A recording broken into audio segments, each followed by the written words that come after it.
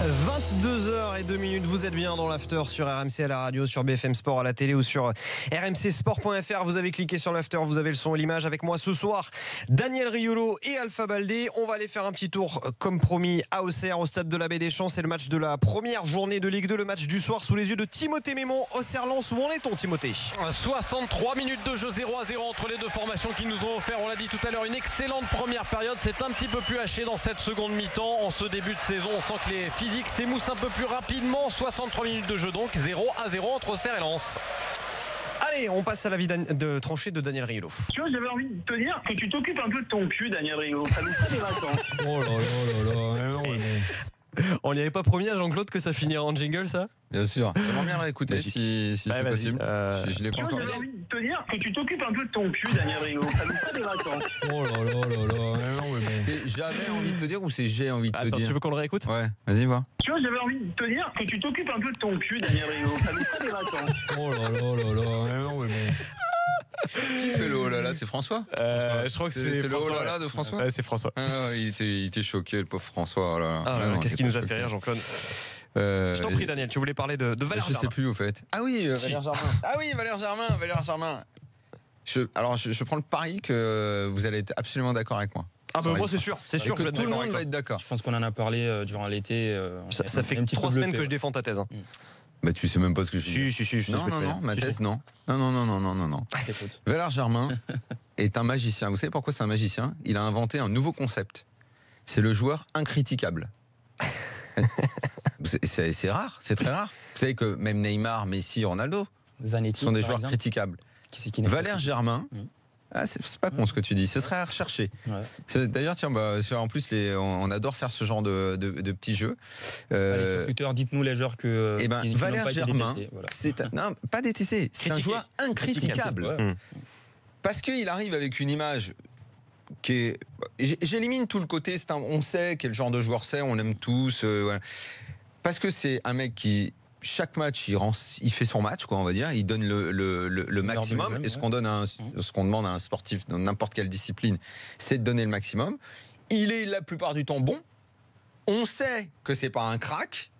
Donc, finalement, quelque part, on n'attend pas de lui qu'il fasse basculer les matchs, même s'il le fait régulièrement. C'est assez rare ce genre de joueur-là. Je suis content de le voir à l'OM parce que j'aime l'histoire qu'il raconte en venant à Marseille.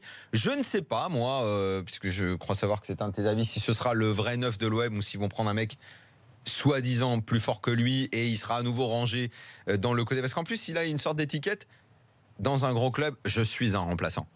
Ouais, comme il l'était d'ailleurs à Monaco derrière Falcao et Mbappé. C'est curieux comme étiquette. Évidemment, il fait un peu penser à Pippo Inzaghi, qui devait toujours être... Bon, il n'a pas toujours été un remplaçant, attention. Mais par exemple, en 2007, on ne s'attendait plus à ce qu'il soit complètement intitulaire. Et finalement, il est 2 fois buteur en finale de Ligue des Champions. Germain, imaginons que Monaco ait fait encore plus de surprises en Ligue des Champions l'année dernière. C'est le gars, il aurait pu se retrouver dans une équipe finaliste de la Ligue des Champions en jouant... Bref, ce gars-là a une carrière... très étonnante par rapport à ce qu'on attendait de lui et ce qu'on continue d'attendre de lui. Donc incritiquable parce qu'on a l'impression qu'il nous surprend à chaque fois. Qu'on se dit, ah ouais, tiens, il est capable de faire ça. Ah, tiens, je te mets 3 buts.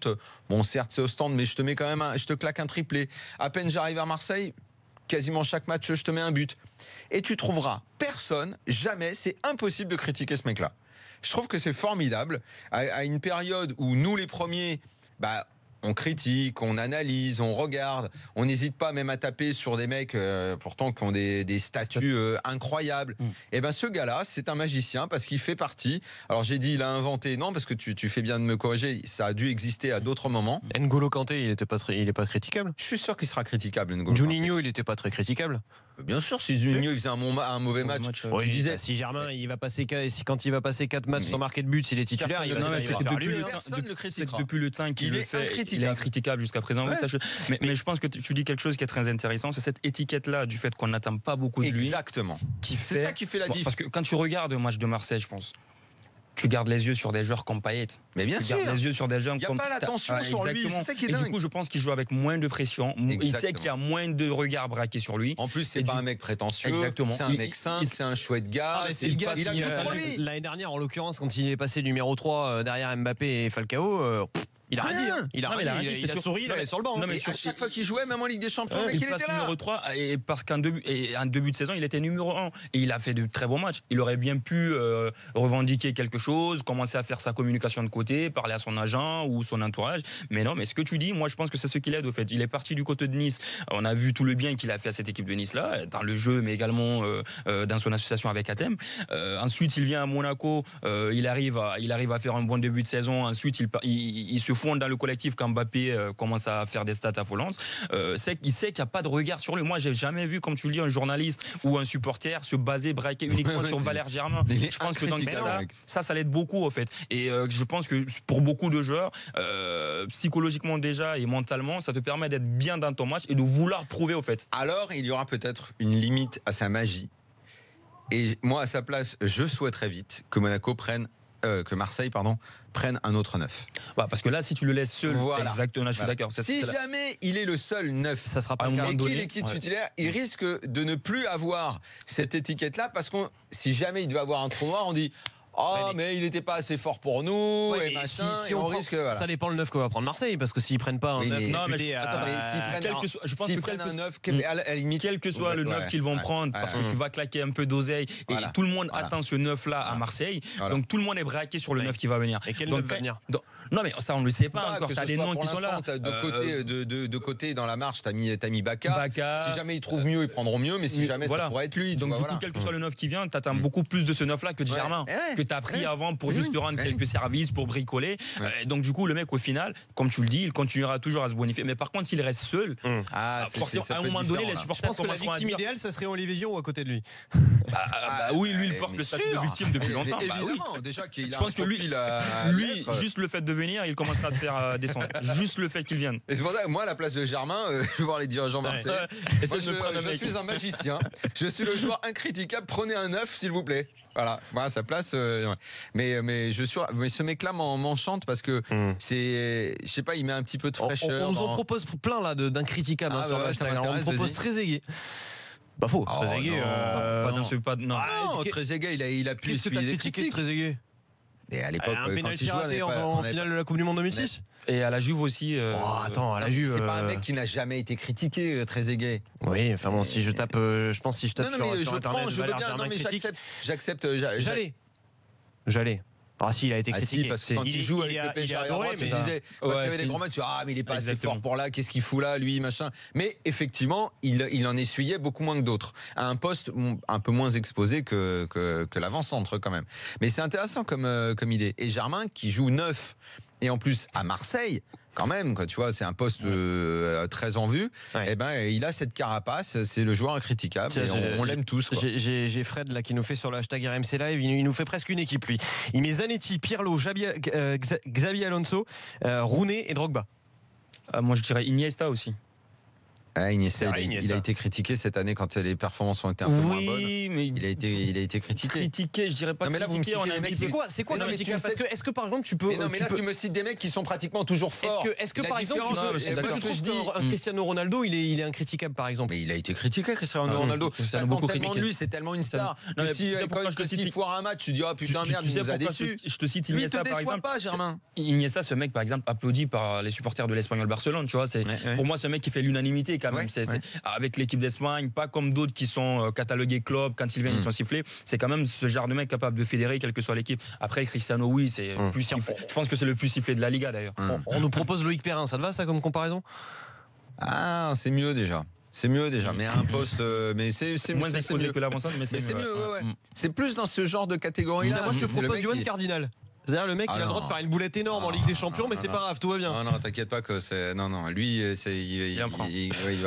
Allez, il a pris déjà. On va prendre Bilal, supporter de l'Olympique de Marseille, qui a fait le 32-16. Salut Bilal. Bonsoir l'after. Salut Bilal. J'appelle.